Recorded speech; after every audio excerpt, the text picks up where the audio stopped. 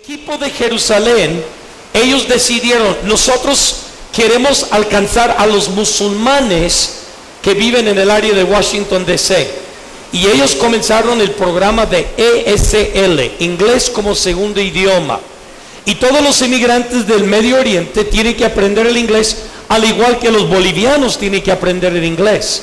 Entonces, maestros de la iglesia bolivianos ahora están dando clases de personas de Medio Oriente. En las últimas 6 semanas, ellos han ganado para Cristo a través de las clases de inglés familias de Irak, de Madagascar, de Egipto, de Sri Lanka, de Indonesia y las islas Filipinas, que ahora están congregándose en eclesía por causa de su ministerio a Jerusalén. Jóvenes que nunca antes estaban involucrados en el ministerio, ahora están involucrados, alcanzando inmigrantes a través de enseñarles inglés. Déjame darte otro ejemplo de lo que Dios está haciendo. En Venezuela, la primera iglesia bautista de Guanare, ellos han fundado una estación de radio que está alcanzando a todas las personas en el estado de Portuguesa como ministerio misional. Debido de que hay musulmanes de Siria de habla árabe que viven en la comunidad, ellos tienen 4 horas por noche programación cristiana en árabe. Debido de que hay iraníes que viven en la ciudad, ellos tienen otras 4 horas en la noche en farsi, que es el idioma de los iraníes. Y debido a que hay una población considerable de chinos que hablan el cantonés, ellos también otras 4 horas. Así que la mitad del día están en español y otras 12 horas están en árabe, farsi y chino. Hoy en día ellos han bautizado, han ganado para Cristo y han bautizado familias árabes de que hablan árabe de Siria, familias de Irán y familias de que hablan cantones chinos. De hecho, ahora contrataron a un pastor para ministrar, porque ahora tienen 40 chinos asistiendo a la primera iglesia bautista de Guanare, Venezuela, y eso lo están haciendo desde su ministerio de Jerusalén. Iglesias de Perú que están pasando por el proceso de enfoque global, están alistando para enviar su primer misionero a la India. Primer misionero a la India, aquí mismo en El Salvador, la iglesia Miramonte, 25 años de estar al lado de la colonia Tutinichiapa, y ahora tienen 5 ministerios alcanzando a las personas de la Tutinichiapa. Y ahora, la última vez que yo estuve ahí, el pastor Luis pidió que toda la gente de la Tutinichiapa se pusiera de pie, y había alrededor de 60 personas de la Tutinichiapa. 25 años de ser vecinos y nunca haberlos alcanzado, y ahora intencionalmente lo están haciendo. ¿Y sabe lo que estamos viendo? Las iglesias que están implementando enfoque global, no importa si es en Washington, no importa si es Perú, no importa si es México, no importa si es aquí en El Salvador o en Colombia, en Medellín, Colombia, Centro de Fe y Esperanza de Medellín, una iglesia que ha fundado 2000 iglesias hijas, pero solo en América Latina. Ahora están enviando sus primeros misioneros al Medio Oriente. El pastor Roberto Finke en este último viaje fue a Kurdistán con nosotros, y él tiene 75 años, pastor Mauricio, sigue pastoreando la iglesia a los 75 años, y él declaró a la congregación: iglesia, antes que yo me muera, yo voy a ver que enviamos nuestros primeros misioneros al mundo islámico. Dios está haciendo algo especial. Pero ¿sabe qué es lo especial? Que ahora el ministerio no es de la plataforma para acá, el ministerio es de la plataforma para acá. Y todo lo que ustedes vieron en estos grupos globales, todos tienen algo en común. ¿Sabe lo que tienen en común? Ninguno son pastores, todos son laicos de la misma congregación. ¿Y sabe cuándo vamos a dejar de mentorear Oasis de Gracia? ¿Sabe cuándo ustedes habrán terminado su proceso? Cuando esos grupos están llenos y ya no hay gente sentada en la congregación. Cuando el pastor Josué pide que todos los de Jerusalén pasen 25% de la congregación pase. Y los de Judea, otros 25%. Y los de Samaria, otros 25%. Y los de último de la tierra, otros 25%. Y cada persona en la iglesia encuentre dónde encaja en el ministerio. Alguien está diciendo, oiga hermano, pareciera que usted quiere que todos estemos involucrados en misiones. Ahora se le está prendiendo el foco, porque misiones es la misión de la iglesia. La razón por la cual Cristo creó la iglesia es para hacer misiones, y todos debemos de estar involucrados o en Jerusalén, o en Judea, o en Samaria, o hasta lo último de la tierra. Y quiero que ustedes sepan, ustedes son parte de algo que está revolucionando la obra misionera aquí en América Latina. La obra misionera en América Latina siempre ha sido enfocado traer gringos para que ellos pagan esto, para que pagan esto, para que nos ayuden a financiar esto. Ahora, ¿sabe lo que se está revolucionando? Ahora nosotros somos los que estamos yendo a otros países y nosotros somos los que estamos ministrando en nombre de Cristo Jesús. Abre sus Biblias en Juan capítulo 17. Juan 17. Josué, si alguien me podría traer tantita agua, por favor. Juan capítulo 17. Yo sé que está lloviendo mucho, gloria a Dios por la lluvia, pero ustedes sí me pueden escuchar bien. Oh, ahí está el agua. Gracias. No me di cuenta que estaba, yo pensé que era el bautisterio que estaba ahí. Eso es en la iglesia metodista donde prediqué la semana pasada. Ese es el bautisterio, un vaso de agua. ¿Ustedes sí me pueden escuchar bien? Muy bien, yo no me escucho muy bien, pero confío que ustedes sí me escuchen muy bien. Si tienen un poquito más de monitor, eso me ayudaría mucho. Nota lo que dice en Juan capítulo 17. Jesús está llegando al último día de su vida. Y Jesús sabe que mañana Él va a ser traicionado, entregado, azotado, acusado falsamente, juzgado injustamente y por fin crucificado. Cuando leemos la narración de la historia, a nosotros nos agarra por sorpresa ciertos sucesos, pero ninguno de estos sucesos le agarran por sorpresa a Jesús, a ninguno, porque Cristo es Dios, y si Dios es omnisciente, Jesús es igual omnisciente, porque Él es Dios. Él es el Padre, yo el Padre, uno somos. Así que cuando Judas Iscariote en el día siguiente le traiciona a Jesús con un beso, Cristo no queda. Yo no veía que eso estaba al punto de suceder. Cristo sabía que iba a suceder. Cuando vienen los soldados romanos para prenderle, Cristo no dijo, estoy sorprendido, ¿cómo es posible? Si la semana pasada estaban con palmeras en las manos diciendo, Hosana, bendito el que viene en nombre de Dios. ¿Cómo es posible que tan rápido hayan cambiado? No le agarra a Jesús por sorpresa. Y la última noche, antes de ser entregado, antes de Cristo ser crucificado, Cristo está solo con su Padre. Y Cristo está orando.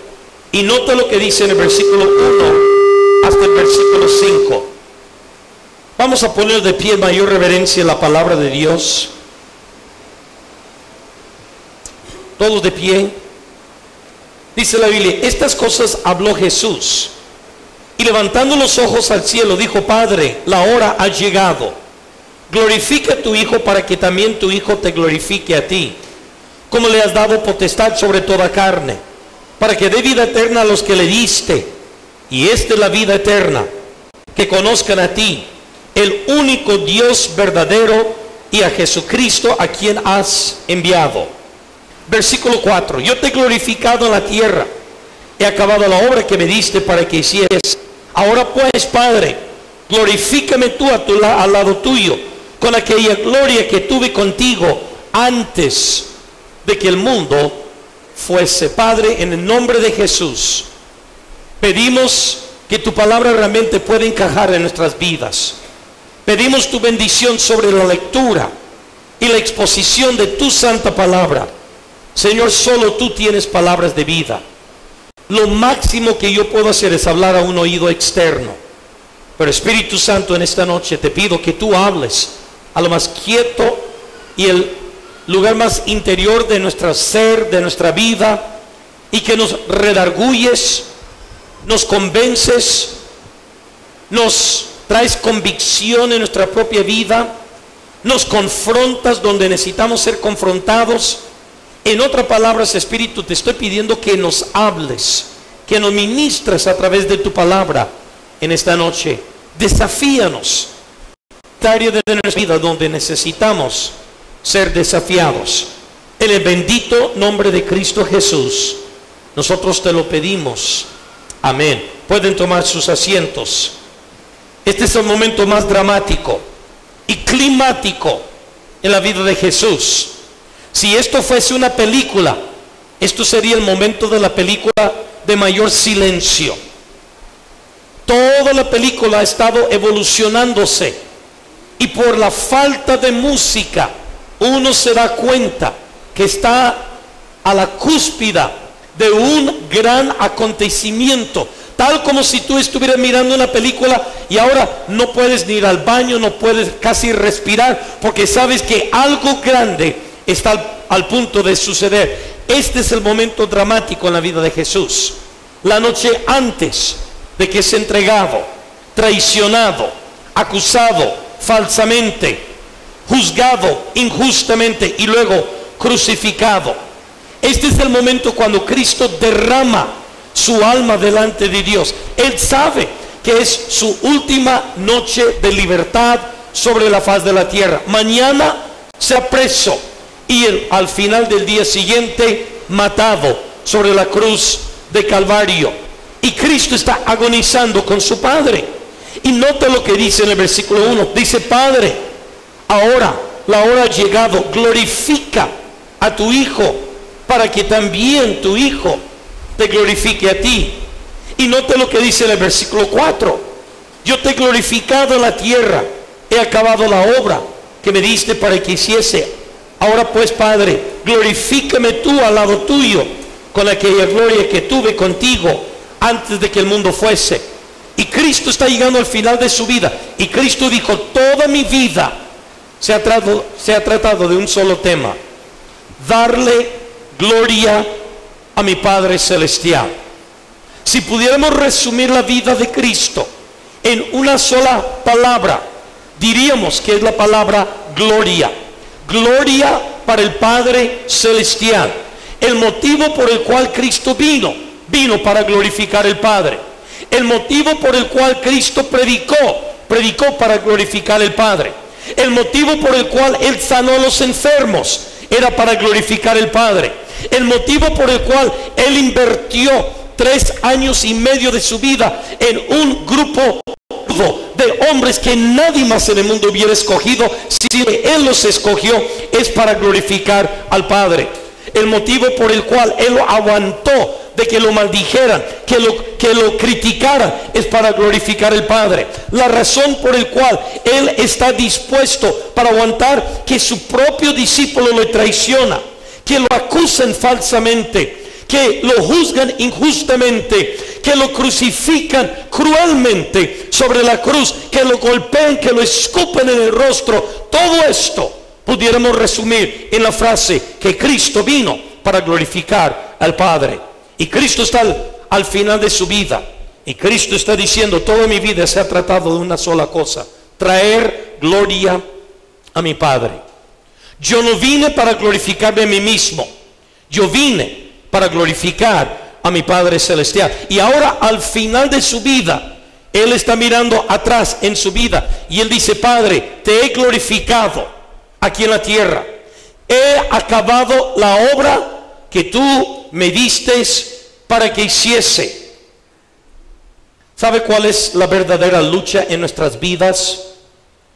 La misma lucha, la misma tensión que Jesús tuvo en Mateo capítulo 4 cuando fue tentado por— siendo pastor de iglesias bautistas por más de 20 años en la República Mexicana, yo no sé cuántas veces yo prediqué sobre la tentación de Jesús. Debido a que eran 3 tentaciones, yo siempre predicaba sobre las 3 tentaciones de Jesús. Pero sabe que en realidad no fueron 3 tentaciones, fue una sola tentación. Porque sí, las 3 tentaciones es la misma tentación. La tentación de convertir las piedras en pan, la tentación de echarse del pináculo del templo, y la tentación de heredar todos los reinos del mundo si adorara al enemigo Satanás. Era la misma tentación, y es la misma tentación que tú y yo enfrentamos. En esencia, las 3 tentaciones eran una sola tentación, y es la tentación de vivir nuestras vidas para nuestra gloria o vivir nuestras vidas para la gloria de Dios. En sí, esa es la verdadera tentación.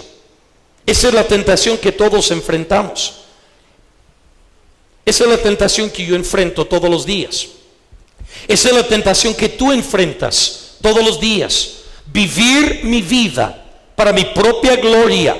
Cristo, si eres Dios, di que las piedras se convierten en pan. Y mire que la gente va a decir: uff, mira, Cristo convirtió las piedras en pan y vas a saciar tu propia necesidad. ¿Y cómo le respondió Jesús? Jesús le respondió: no solo de pan vivirá el hombre, sino de toda palabra que sale de la boca de Dios. ¿Sabe que Jesús dijo: yo no vine para satisfacer mi necesidad? Hermanos, yo voy a quitar mi saco.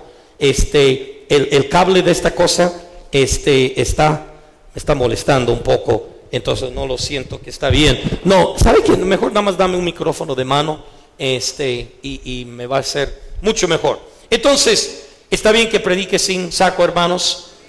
¿No pierdo la unción de Dios si predico sin saco? Ok, ya les dije, yo voy a usar corbata el día que ustedes meten aire acondicionado en este templo. Gracias. Ok, muy bien. Y todo el tiempo estoy batallando honestamente con esa cosa. Es lo que pasa, que yo soy de estos, ¿verdad? Esto es lo que hay en mi rancho. En mi rancho no hay de esa cosa. Entonces, yo no soy de inalámbricos y todas esas cosas. Dame el micrófono que puedo yo agarrar. Entonces, ¿qué estaba diciendo? No se ríen, hermanos. A las 3 tentaciones. En sí es la misma tentación que todos nosotros enfrentamos. La tentación que enfrentamos todos los días es de nuestra propia vida, y todos los días enfrentamos la misma tentación. Voy a vivir mi vida para satisfacer mis necesidades, mis sueños, mis anhelos. El domingo yo escuché a un director de música decir: ¿cuántos de ustedes tienen sus sueños? Y todo el mundo levantó la mano y dijo: Dios quiere cumplir todos tus sueños. Y yo estaba pensando: él no entiende el mensaje que estoy a punto de predicar, porque el mensaje que voy a predicar no se trata de los sueños tuyos, se trata de los sueños suyos. ¿Cuántos de ustedes tienen sueños? Levanta la mano, sea honesto. Yo tengo los míos, ¿ok? ¿Cuántos sueñan acerca de su muerte? ¿Cuántos dicen: yo sueño de mi muerte? ¿Verdad que nadie?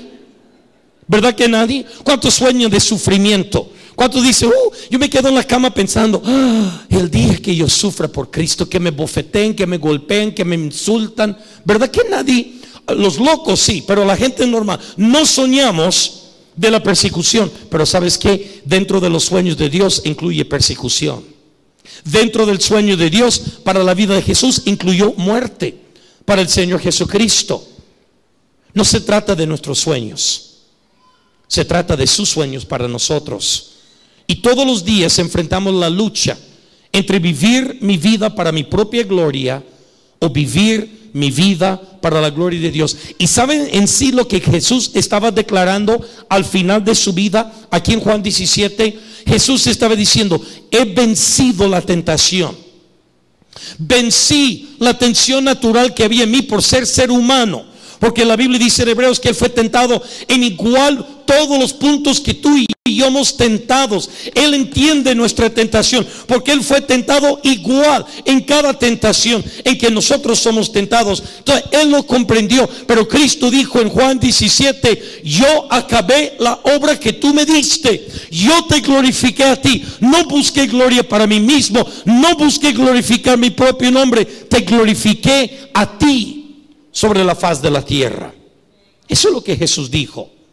Aún en el versículo 5, cuando dice: ahora, Padre, pues, glorifícame al lado tuyo, con aquella gloria que tuve contigo desde antes de la fundación del mundo.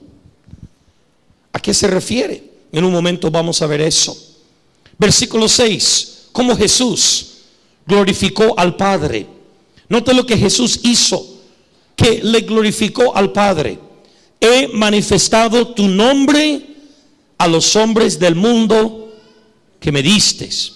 Tuyos eran y me los distes, y ellos han guardado tu palabra. ¿Sabe cómo Jesús glorificó al Padre? Él dijo: yo he manifestado tu nombre a los hombres del mundo. ¿Sabe por qué Israel rechazó rotundamente a Jesús? Porque, a propósito, ellos rechazaron rotundamente. Yo no sé cómo tú podías ser rabino y estar leyendo las profecías acerca de la venida de Jesús y ver que Jesús todos los días estaba cumpliendo con esas profecías. Porque es exactamente, tú sabes que los rabinos judaicos hasta el día de hoy, los ortodoxos, no leen Isaías 53. Ellos leen 52 y saltan al 54. ¿Sabe por qué? Porque Isaías 53 habla más claramente de Jesús ser el Mesías que cualquier otro capítulo en toda la Biblia. Y para no ser confrontados con la realidad de que ellos crucificaron su propio Mesías, saltan el capítulo 53. ¿Sabe por qué ellos rechazaron al Mesías? Porque ellos no querían un Mesías para todo el mundo. Ellos solo querían un Mesías para ellos. ¿Y qué dijo Jesús? Yo vine para manifestar tu nombre a los hombres de todo el mundo, a los hombres que tú me diste, que son de las diferentes etnias, diferentes grupos. Y cuando hablamos de hombres estamos hablando de la humanidad, no excluyendo a las mujeres, porque Cristo fue en Juan 4 a otro grupo étnico que los judíos aborrecían, los samaritanos. Y ahí la primera persona que se convirtió no fue un hombre, sino fue una mujer, y fue a través de esa mujer que se convirtieron los hombres samaritanos para el Señor Jesucristo. Y eso es lo que le enfureció a los judíos, porque ellos no podían creer que el Mesías venía por todas las naciones. ¿Sabe cómo nosotros glorificamos a Dios? Cuando nos unimos a un grupo en Jerusalén que dice: nos vamos a dedicar a manifestar el nombre de Dios a los diferentes sectores aquí en Jerusalén. Una pregunta: ¿en Santa Ana hay prisioneros en la cárcel? ¿Sí o no? ¿Hay prostitutas aquí en Santa Ana? ¿Hay drogadictos aquí en Santa Ana? ¿Hay niños en riesgo que viven en comunidades marginadas aquí en Santa Ana? Cuando el grupo de Jerusalén dice: vamos a atacar estos grupos y vamos a formar ministerios, y nosotros vamos a entrar en estos barrios marginados. ¿Y sabes qué? ¿Sabes cómo vivimos en América Latina?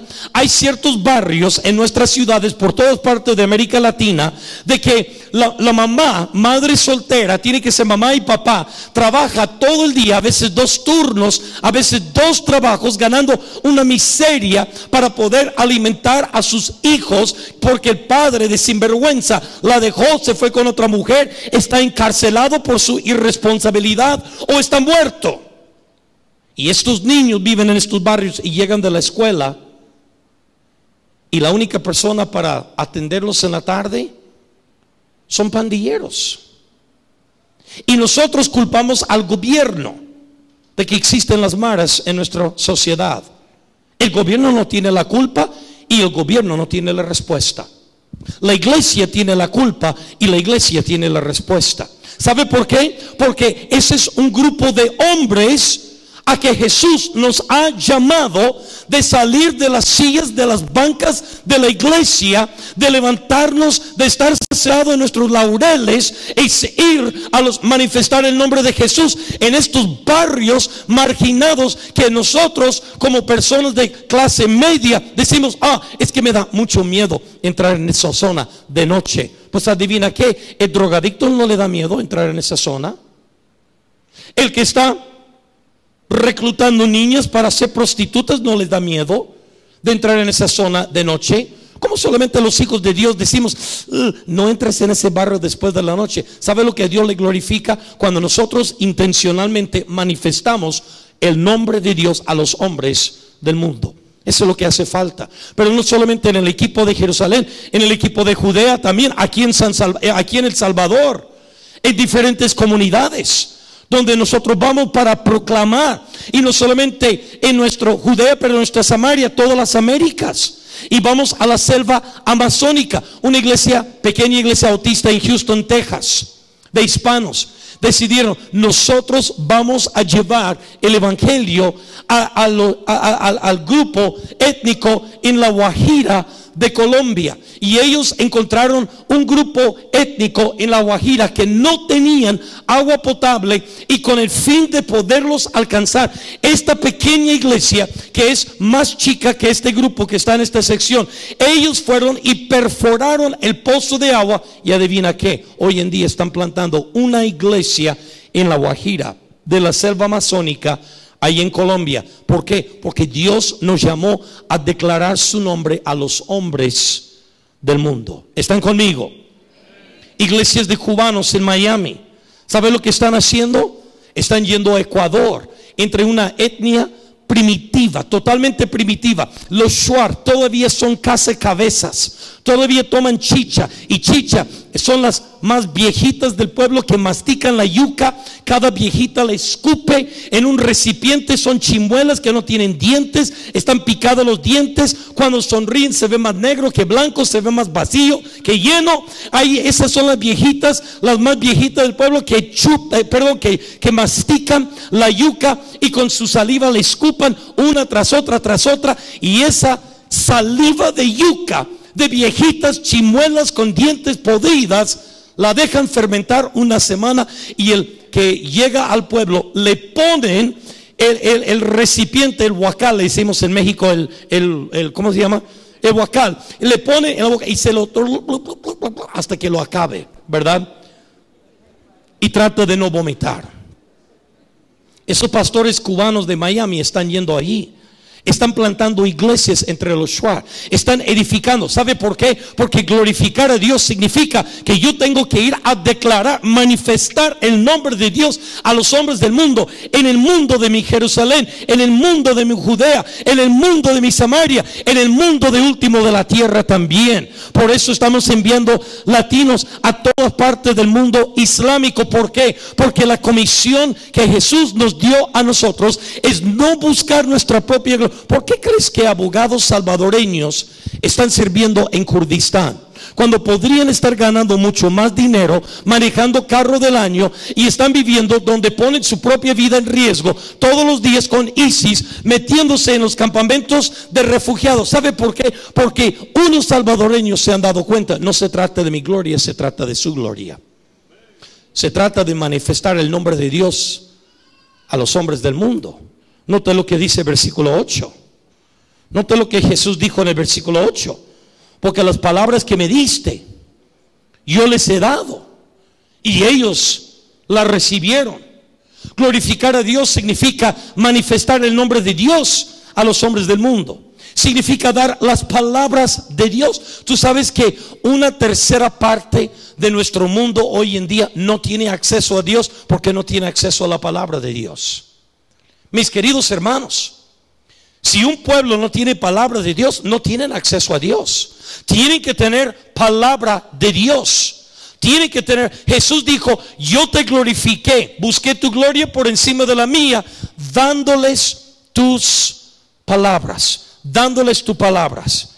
Y luego en el versículo 5 Jesús dice: ahora pues, Padre, glorifícame tú al lado tuyo con aquella gloria que tuve antes contigo, antes de que el mundo fuese. En el versículo 1, Padre, la hora ha llegado, glorifica a tu Hijo. Cuando Jesús pidió que Dios le glorificara a él, Jesús dijo: toda mi vida yo te he glorificado a ti por encima de glorificarme a mí. Y ahora alguien dice, al final de su vida Jesús está pidiendo que Dios le glorifique, sí. Ahora, déjame interpretarlo. Si yo hubiera sido el Mesías, si Rafael Canadá y no Jesús es el Mesías, esto es lo que Rafael Canadá hubiese querido decir cuando clamó a su padre: glorifícame. Si yo fuese el Mesías, cuando yo le pido a Dios: Dios, glorifícame, ¿sabe lo que significa para mí? Dios, muéstrales que yo soy el Mesías. Mi propio pueblo no ha querido creer que yo soy el Mesías. Muéstrame, glorifícame, haz que ellos entiendan que yo soy el Mesías. Me han rechazado, pero ahora glorifícame, mostrándoles que soy el Mesías. Padre, glorifícame, mostrándoles que todo lo que yo he dicho son palabras tuyas. Enséñales, Padre, que han estado cegados, no han querido entender. Enséñales que yo tengo la razón y que ellos estén equivocados. Si Rafael hubiera sido el Mesías, eso es lo que Rafael hubiera querido decir con: Padre, glorifícame. Pero Rafael no es el Mesías. Bendito sea Dios. Jesucristo es el Mesías.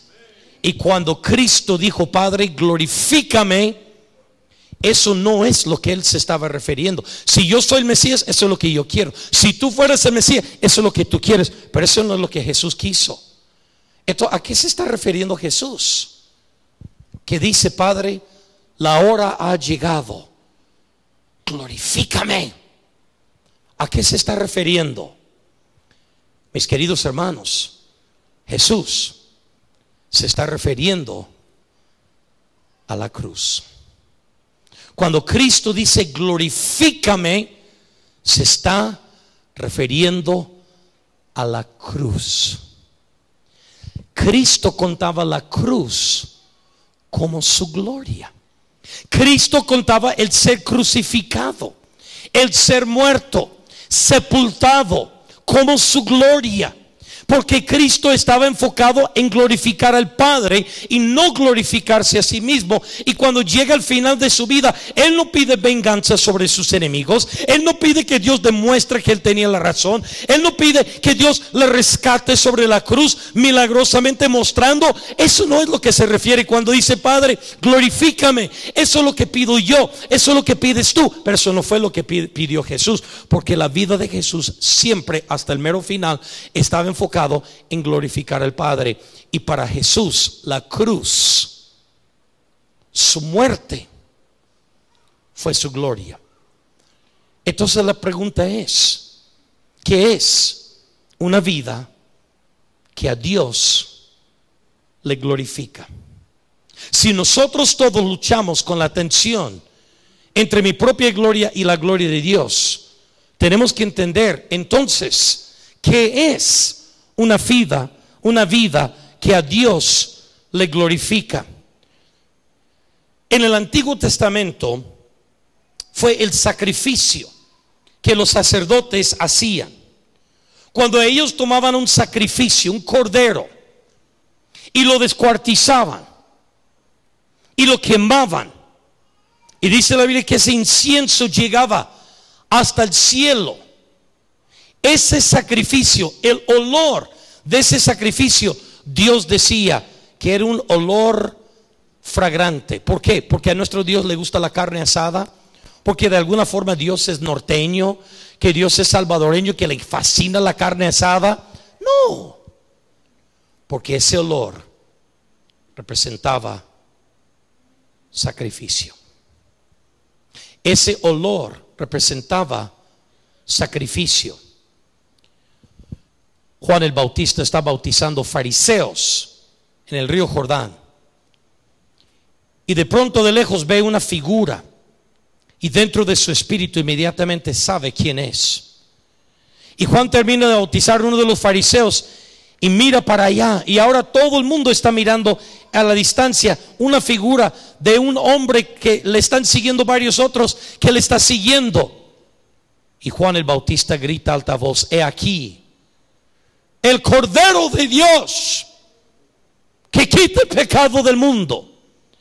Y eso tiene significado para nosotros, pero te puedes imaginar el significado que tenía para este pueblo que miraban sacrificios de corderos ser sacrificado en el templo cada rato. Yo no creo que jamás ustedes se han reunido aquí como iglesia y el pastor Mauricio, el pastor Jaime han tomado un animalito, una ovejita, y hermanos, como parte de nuestro culto vamos a sacrificar este animal. Pero el pueblo judío, cada que iban al templo, miraban ese sacrificio de ese cordero, y ellos entendían que no era culpa del cordero, era culpa de nosotros, que Dios estaba poniendo a través de la expiación, Dios estaba transfiriendo la culpabilidad del pueblo sobre la culpabilidad del sacrificio, y ellos estaban acostumbrados. Así que para nosotros esa palabra, el cordero de Dios, solamente suena como un refrán religioso, pero para este pueblo que nunca jamás había escuchado el refrán, el Cordero de Dios, nosotros le llamamos el Cordero de Dios, y no significa realmente gran cosa para nosotros más que un título religioso. Pero cuando Juan el Bautista le llamó el Cordero de Dios, inmediatamente toda mente de estos fariseos y judíos que estaban ahí escuchando a Juan iban al sacrificio que miraban en el templo, el cual quemaban, que era sacrificio agradable delante de nuestro Dios. Y cuando Jesús era bautizado, Dios habló. ¿Y qué dijo Dios en el bautismo de Jesús? Este es mi Hijo, en quien tengo complacencia. ¿Qué fue lo que le complació a Dios? ¿El hecho que Jesús se estaba bautizando? No. Tú y yo nos bautizamos para identificarnos con la salvación que hemos recibido de parte de Dios. Jesús no. Jesús ya era el Hijo de Dios. Siempre fue el Hijo de Dios. No fue el hecho que se estaba bautizando, sino si tú entiendes algo de lo que significa el bautismo, entonces entiendes por qué Dios aquí habló. Porque el bautismo significa muerte, sepultura y resurrección.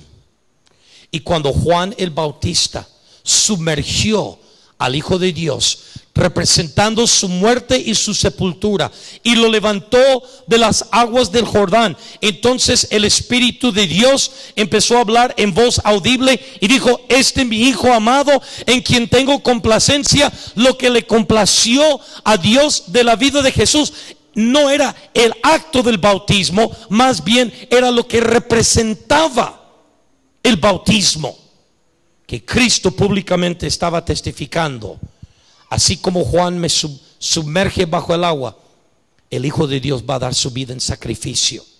Y exactamente como voy a estar sumergido bajo el agua, el Hijo del Hombre 3 días y 3 noches estará sepultado. Y exactamente como Juan me levanta del agua, el Hijo del Hombre será resucitado entre los muertos. Lo que le complació a Dios fue el hecho de que Cristo estaba simbolizando su muerte, su sacrificio. Porque lo que a Dios le glorifica, mi querido hermano, es el sacrificio. Una vida de sacrificio. Eso es lo que a Dios le complace. En Romanos capítulo 12, por favor. Romanos capítulo 12. Quiero que vayan ahí a buscarlo bien rapidito. Romanos capítulo 12.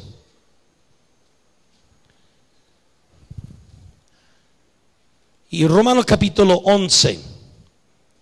Todo el capítulo de Romanos 11 está hablando de dos temas: la plenitud de los gentiles y la restauración de la nación de Israel. Dios dice: Dios ha tomado la rama natural y la ha cortado, y ha injertado ramas que no son naturales, que fueron ramas silvestres, y los ha injertado. Pero no te jactes contra la rama natural, porque al igual que yo corté la rama natural, también les puedo cortar a ustedes. Y habrá un tiempo en el futuro cuando las ramas naturales van a ser injertadas. ¿De qué está hablando? De lo que Pablo le llama la plenitud de los gentiles. ¿Qué es la plenitud de los gentiles? que el cuerpo de Dios, que el pueblo escogido por Dios, muchos cristianos erróneamente dicen que la nación de Israel es el pueblo escogido por Dios. Ese es un error. El pueblo escogido por Dios son todas las naciones, personas de todas las naciones que han respondido al llamado de Dios a la salvación, que han aceptado el sacrificio de Jesucristo sobre la cruz de Calvario. Entonces, esa es la plenitud de los gentiles, que ahora el pueblo de Dios no es un pueblo, ahora son de todos los pueblos, de todas las naciones y todas las tribus y lenguas, tal como lo dice Apocalipsis 7:9. He aquí vi otra multitud, la cual nadie podía contar, de todas las naciones, lenguas y tribus. Pero luego en capítulo 11 Pablo dice que Israel va a ser restaurado. Israel no es restaurado ahorita mismo. Un remanente muy pequeño de judíos mesiánicos han entendido: nuestra religión está equivocada, nosotros rechazamos al Mesías, al ungido por Dios, y ahora lo aceptamos. Y unos pocos judíos han abrazado fe en Cristo Jesús, y ahora ellos son nuestros hermanos y hermanas en la fe cristiana. Déjame decir una cosa bien directa: uno no entra en ser pueblo de Dios a través de la sangre, uno entra en ser pueblo de Dios a través de la fe. A través de la fe en Jesús. Entonces, uno no es nacido parte del pueblo de Dios, uno es nacido de nuevo para entrar en el pueblo de Dios, y ese es un nacimiento espiritual, no un nacimiento físico. Entonces, los judíos que han nacido de nuevo, los judíos mesiánicos, ellos son parte de la misma familia de Dios. Pero ¿sabe lo que Dios está profetizando? Que un día la nación de Israel se dará cuenta que crucificaron al Mesías, y ellos vendrán otra vez y serán parte de la viña natural. Ellos también serán injertadas otra vez. Entonces Pablo está hablando acerca de la plenitud de los gentiles, llevar el evangelio a todos los gentiles y aún a los de Israel, en el capítulo 11. Y nota cómo termina capítulo 11, verso 36, justo antes de Romanos 12. Dice: porque de Él y por Él y para Él son todas las cosas, los gentiles y los judíos. A Él sea la gloria por los siglos. Amén. Y nosotros comenzamos el capítulo 12 pensando que borrón y cuenta nueva. Todo lo que Dios estaba hablando en el capítulo 11 es un tema, y en el capítulo 12 es otro tema. Pero estamos equivocados. ¿Sabe por qué yo sé que estamos equivocados? Por las primeras dos palabras del capítulo 12, del capítulo 12, versículo 1.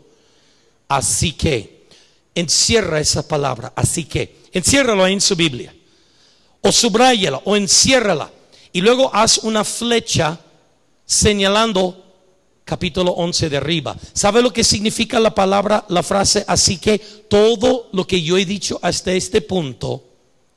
Así que ¿qué? La plenitud de los gentiles, que el evangelio va a ser extendido a todas las naciones, la restauración de la nación de Israel. Dice: para que Dios en todas las cosas y a través de todas las cosas, a Él sea la gloria por los siglos de los siglos. Así que, por causa de lo que acabo de decir, por causa de que la plenitud de los gentiles, extendiendo los límites del reino de Dios a toda nación, así que por causa de la restauración de Israel, así que, hermanos, os ruego por las misericordias de Dios que presentéis vuestros cuerpos. ¿En qué? ¿En qué? ¿Cómo se va a llevar a cabo la plenitud de los gentiles? Sacrificios vivos. ¿Cómo se va a llevar a cabo la restauración de la nación de Israel? Sacrificios vivos. Eso es lo que Él está diciendo. Dios está haciéndote a ti, está haciéndome a mí una invitación. Él está diciendo: niégate a tu propia gloria, Muérete a tu propia gloria, muérete a tus propios deseos, a tus propios sueños, vacíate de todo lo que tú quieres. Y si tú quieres ver mi gloria, como dice en el versículo 36, ¿y cómo se manifiesta la gloria? A través de la plenitud de los gentiles y la restauración de la nación de Israel. Si tú quieres ver mi gloria que se cumple aquí en la tierra, como dice en Habacuc 2:14, lo cantamos hoy en la noche, que la gloria de Dios cubre la tierra. Si realmente queremos ver la gloria de Dios llenar toda la tierra, así que presentemos nuestros cuerpos. ¿En qué cosa? Pregúntale un sacrificio. Aquí está el cordero. Y trajimos el único cordero en todo Santa Ana que habla. Este cordero es un cordero milagroso. El cordero habla. Y estamos aquí en el altar al punto de sacrificarlo. Aquí está el pastor Mauricio, que parece un osito porque da abrazos tan acogedores, pero ahora lo ves con un cuchillo en la mano, que está al punto de matar el pobre corderito. Y le preguntamos al corderito, el único cordero en todo Santa Ana que sabe hablar, y le decimos: ¿cuál es tu deseo? ¿Que vivas o que mueras? ¿Tú qué crees que va a responder el cordero si supiera hablar? Pero yo quiero vivir. Yo quiero andar trepándome ahí en el monte. Yo quiero comer pasto. Yo quiero brincar cercas. Pero eso no es lo que a Dios le glorifica. Y el cordero tiene que morir en sacrificio a sus propios sueños. Mi querido hermano, la única forma que vamos a ver la plenitud de los gentiles, el evangelio extenderse a todas las naciones, la única forma que vamos a ver la restauración de la nación de Israel, los que eran pueblo de Dios, volver a ser pueblo de Dios a través del único medio que uno puede ser pueblo de Dios, la sangre de Cristo y fe en esa sangre de Jesús. La única forma de que ellos van a ser restaurados y las demás naciones van a ser hechos entrar, es cuando tú y yo sacrifiquemos nuestros anhelos, sacrifiquemos nuestras vidas para poder extender la gloria de Dios a aquellos lugares. Edgar Arias es obrero en el mundo islámico. Ellos son de un país de Sudamérica. Tienen 3 hijos lindos. Una hija de 17 años, una muchachita hermosa. Un hijo de 14 años, un adolescente normal, y un niño especial de 9 años. Cuando él salió de su país natal en Sudamérica, los hermanos de su iglesia y su propia familia lo juzgaron como loco. ¿Cómo te vas a ir al desierto en el mundo islámico? Él vive en una ciudad de que ellos son la única, hasta un poquito, 2-3 meses atrás, ellos eran la única familia cristiana en una ciudad de 800,000 habitantes. Viven en el desierto. 54 grados de calor hace en la sombra. Edgar era dueño de una escuela de tenis. Tenía 200 alumnos. Vivían bien, rodeado de su familia. Había maestro especial para su niño con necesidades especiales. Y Edgar desarraigó toda su familia, los privó de sus abuelos, los privó de su propia cultura, los privó de asistir a una escuela con niños como ellos.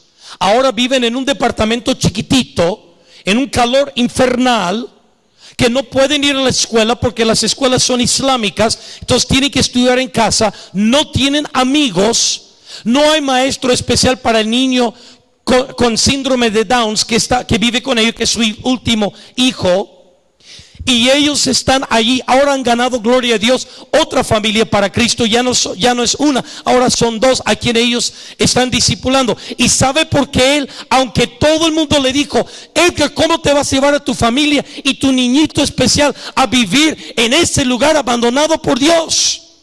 Porque Edgar comprendió La plenitud de los gentiles y la restauración de la nación de Israel solamente se hace con sacrificio vivo. Y la única forma que yo puedo glorificar a mi Padre es cuando yo muera mis propios sueños.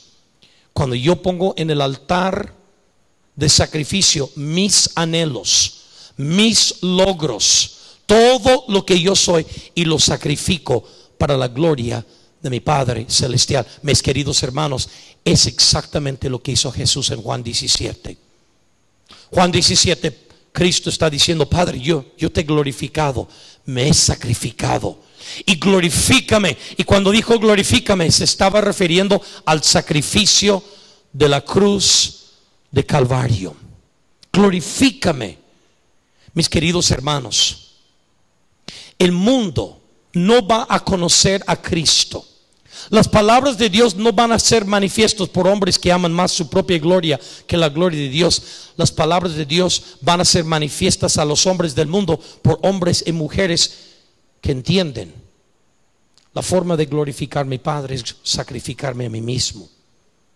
Ir a los niños en riesgo en los barrios marginados, ir a los hospitales, ir a las comunidades pobres indígenas de aquí de El Salvador, ir a la selva amazónica, ir a los países islámicos, hinduistas y budistas y las tribus africanas, y extender el reino de Dios. Me cuesta mucho sacrificio, me costará mucho sacrificio hacerlo. Desprenderme de mi cultura, desprenderme de mi familia, desprenderme de mi iglesia. Pero mi querido hermano, ese es el sacrificio que nuestro Dios en el cielo está buscando.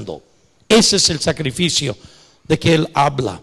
Hebreos capítulo 13 para terminar. Hebreos capítulo 13, por favor. Quiero que noten lo que dice la palabra de Dios para terminar. Esta es una de las veces que voy a estar terminando. Yo no sé cuántas veces voy a terminar, pero esta es una de ellas. Usted dice: entonces, ¿por qué le dice que voy a terminar? Solo para infundar esperanza, hermanos, que hay un final a este sermón. Sí, hay un final. Yo no sé cuándo llegará, pero yo sé que hay un final. Note lo que dice en el versículo 12: por lo cual también Jesús, para santificar al pueblo mediante su propia sangre, padeció fuera de la puerta. En el Antiguo Testamento, cada que el sacerdote tenía que abrir el sacrificio del cordero, paloma, de lo que fuera el sacrificio, tenía que sacrificarlo fuera del campamento para quitar todas las vísceras, la sangre, lavar y entonces llevarlo. Los leprosos no podían quedarse adentro de la ciudad, ellos tenían que estar fuera. La mujer en su periodo de menstruación tenía que permanecer fuera de la ciudad. Los ladrones, los malvivientes, no vivían dentro de la ciudad donde había protección, donde había seguridad. Eran abandonados fuera de la ciudad, fuera de las puertas de la ciudad. Y note lo que dice en el versículo 12 otra vez: por lo cual también Jesús, para santificar al pueblo mediante su propia sangre, padeció dentro o fuera de la ciudad, fuera de las puertas.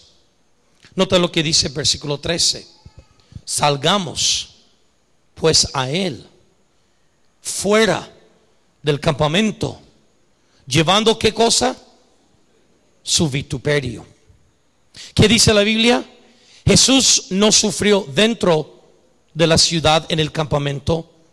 Jesús sufrió fuera, donde vivían los leprosos, los malvivientes, las mujeres con su periodo de menstruación, los leprosos, los asesinos, fuera, donde se exponía el peligro, donde estaba todo lo vil y sucio y menospreciado, fuera de la ciudad. Y luego nota la invitación. Jesús dice: no te quedas dentro de tu seguridad, de las cuatro paredes de tu templo. Nosotros pensamos que glorificamos a Dios porque al reunirnos nosotros cantamos fuertemente las alabanzas a nuestro Dios, alzamos nuestras manos en gratitud a nuestro Dios, el cual está perfectamente bien, pero pensamos que eso es lo que a Dios le glorifica. ¿Acaso nunca habías leído el libro de los Salmos? ¿Sabe lo que dice los Salmos? ¿Sabe lo que dice Salmos 96? Declarad su gloria entre las naciones y sus maravillas en todos los pueblos. ¿Sabe por qué? Porque dentro de las cuatro paredes hay seguridad. ¿Quién va a criticar? ¿Quién se va a reír? ¿Quién va a contradecir en nuestra adoración? La verdadera adoración no sucede dentro de estas cuatro paredes, mi querido hermano. La verdadera adoración sucede afuera de estas cuatro paredes del templo. Cuando nosotros manifestamos su nombre a los hombres del mundo, cuando nosotros le damos a los hombres del mundo las palabras de Jesús, cuando nosotros sacrificamos nuestros anhelos y nuestros sueños para poder cumplir con la plenitud de los gentiles. Y adivine que los gentiles no están dentro de la ciudad, los gentiles están afuera del campamento. Y nosotros salgamos a Jesús, porque Jesús no está dentro. Jesús está fuera del campamento. Jesús dice: vente aquí al barrio marginado, salte de tu zona de comodidad, salte de tu confort, salte de tu burbuja cristiana, vente aquí a la zona peligrosa de Santa Ana. Aquí es donde estoy yo. En la calle donde caminan las prostitutas, Jesús dice: iglesia, oasis de gracia, vente aquí conmigo, fuera del campamento, fuera de la protección de los hermanitos, vente aquí, aquí estoy yo, fuera del campamento. Jesús está diciendo: vente conmigo a la selva amazónica, con los cazacabezas, con los que dan chicha para tomar, con todas las tribus que todavía están viviendo en tiempos antiguos. Cuando Jesús dice: vente conmigo a los musulmanes de Macedonia, donde ya tienen una familia, y algunos hermanos dicen: ya no voy porque los musulmanes me dan miedo. ¿Sabe quién está entre los musulmanes? Jesús está entre los musulmanes, porque Él está diciendo: vente aquí fuera del campamento, vente aquí a Irak, donde ISIS está haciendo su revolución, pero yo también estoy haciendo mi revolución. Salte fuera del campamento, vente aquí donde estoy yo. ¿Y qué dice la Biblia? Llevando su vituperio. ¿Sabe lo que es vituperio? Sufrimiento, sacrificio, llevando su sufrimiento, su sacrificio. Y note lo que dice el siguiente versículo. Dice: porque no tenemos aquí ciudad permanente, sino que buscamos la porvenir. A mí me molesta algunos predicadores que yo veo en canales de televisión cristiana. No voy a mencionar cuáles canales porque no quiero avergonzar. Enlace, perdón, ya lo dije. Pero bueno, algunos de estos predicadores me enfurecen. Hermanos, somos hijos del Rey y merecemos vivir como hijos del Rey. Hijos del Rey no andan pobres. Hijos del Rey andan con su riqueza y sus carros y sus diamantes, y hasta tienen las agallas de andar jactándose de toda la riqueza que ellos han acumulado de las ofrendas del pueblo de Dios. Sinvergüenzas. Se les olvida una sola cosa. Ellos dicen que somos hijos del Rey. En eso tienen toda la razón. Pero ¿cuál Rey? Jesús. El Rey Jesús dijo: el Hijo del Hombre no tiene donde recostar su cabeza.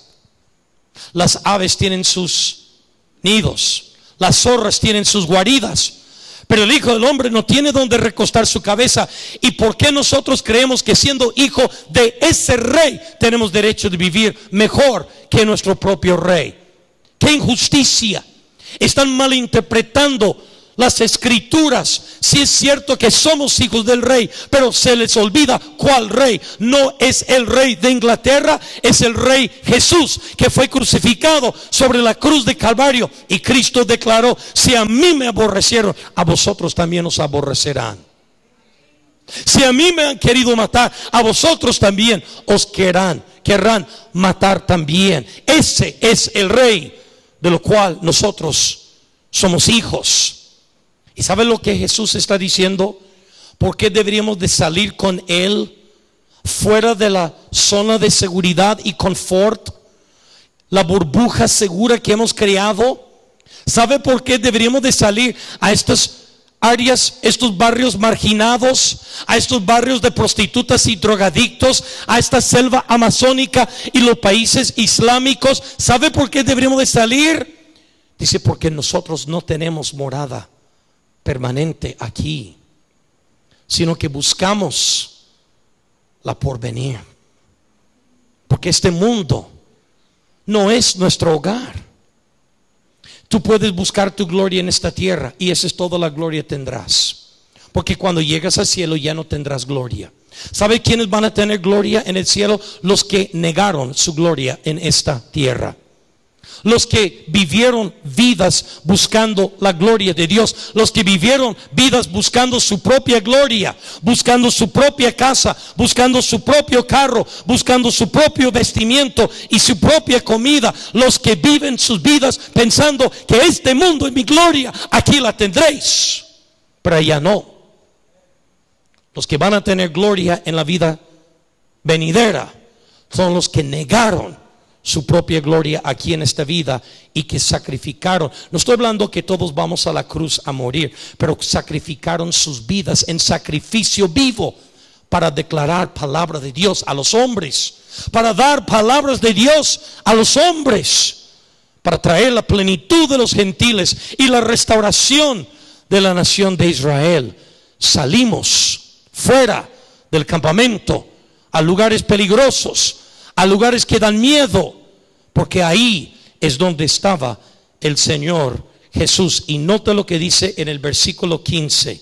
Después de que dijo que Jesús sufrió fuera del campamento y que debemos de salir con Él fuera del campamento en lugares peligrosos, y después de que nos dijo porque no tenemos morada permanente en este mundo, sino buscamos la porvenir, nota lo que dice cuando hagamos estas cosas, versículo 15. Así que, otra vez subrayan la palabra así que, por causa de todo lo que acabo de decir. Así que ofrezcamos siempre a Dios por medio de Él, ¿qué cosa? Sacrificio de alabanza. Déjeme decirte una cosa, no es ningún sacrificio cantar alabanza a Dios en la iglesia, porque todos unimos nuestras voces y es lo más fácil. Ve al barrio marginado, ahí es donde necesitan escuchar las alabanzas de Dios. Ve a las etnias no contactadas en la selva amazónica, ellos necesitan escuchar las alabanzas de nuestro Dios. Ve al pueblo islámico. Llevamos un grupo de la primera iglesia bautista de Guanare, Venezuela. Cada año, el 21 de marzo, vamos a Estambul, Turquía, para alcanzar iraníes en Estambul. ¿Sabe cómo los alcanzan? Rentamos barcos, repartimos microchips que tenían la Biblia en la microchip, porque la Biblia está totalmente prohibido. Cargamos la Biblia y la película de Jesús en un microchip que cabe en su celular. La pueden echar dentro de su celular, no se puede detectar, y llevan la Biblia que se puede reproducir 100,000 veces más allá en el país. Entonces se lo regalamos en los barcos, donde la atracción son venezolanos rodeados de iraníes islámicos, proclaman las alabanzas de nuestro Dios, cumpliendo con la escritura: declarad mi gloria entre las naciones, mis maravillas entre todos los pueblos. No es ningún sacrificio alzar nuestra voz en alabanza aquí. El sacrificio es cuando salgamos fuera de la puerta. Ahí es el sacrificio. Y noten lo que dijo aquí el autor: ofrezcamos siempre a Dios por medio del sacrificio de alabanza, es decir, fruto de labios que confiesan su nombre. Verso 16: y de hacer bien y la ayuda mutua no os olvidéis, porque de tales sacrificios se agrada a Dios. ¿Qué es una vida que a Dios le glorifica? Desde el Antiguo Testamento hemos visto el mismo patrón. A Dios le glorificó el olor fragante del sacrificio. Desde el inicio del ministerio de Jesús, En su bautismo, cuando Él está simbolizando su propia muerte, Dios habla y dice: este es mi Hijo en quien tengo complacencia. En Mateo 4, cuando Cristo lucha entre su propia gloria y la gloria de Dios, y Él vence con la palabra de Dios cada vez diciendo: voy a vivir mi vida para la gloria de Dios. Y en Juan 17 está llegando al final, dice: Padre, te he glorificado. Lo que quiere decir es que he sacrificado mi vida para tu gloria, para la plenitud de los gentiles y la restauración de la nación de Israel. Yo sacrifiqué mi vida fuera del campamento. Y ahora Dios nos mira a nosotros y dice: permanecerás dentro de tu burbuja de comodidad, de tu burbuja de clase media, o saldrás fuera a las zonas peligrosas, a las zonas que dan miedo, áreas del mundo que cuesta un ojo de la cara para llegar. Pero ahí es donde está Jesús. Y cuando lleguemos allí, ¿qué es lo que vamos a hacer? Vamos a llevar su vituperio. ¿Sabe por qué? Porque este mundo no es nuestra morada permanente. Y la alabanza que más le glorifica a Dios no es la alabanza que se hace dentro del campamento, es la alabanza que se hace afuera del campamento, fruto de labios que en medio de hombres malvados, hombres peligrosos, mujeres malvadas, niños necesitados, etnias no alcanzadas, fruto de labios que en medio de estas personas confiesan su nombre. Y Dios dice: de tales sacrificios me agrada. Eso me glorifica a mí. Déjeme ser muy claro. Hay personas en nuestras iglesias que han prometido su ofrenda misionera, y en vez de entregarla aquí en la iglesia, la están gastando en pollo campero, la están gastando en cablevisión, la están gastando en el carro que siempre han querido. Y ¿sabes lo que tú estás diciendo? Prefiero mi propia gloria que la gloria de Dios. Porque labios que confiesen su nombre son labios que han sacrificado, vidas que han sacrificado. Querido Dios, en esta noche ayúdanos a comprender qué significa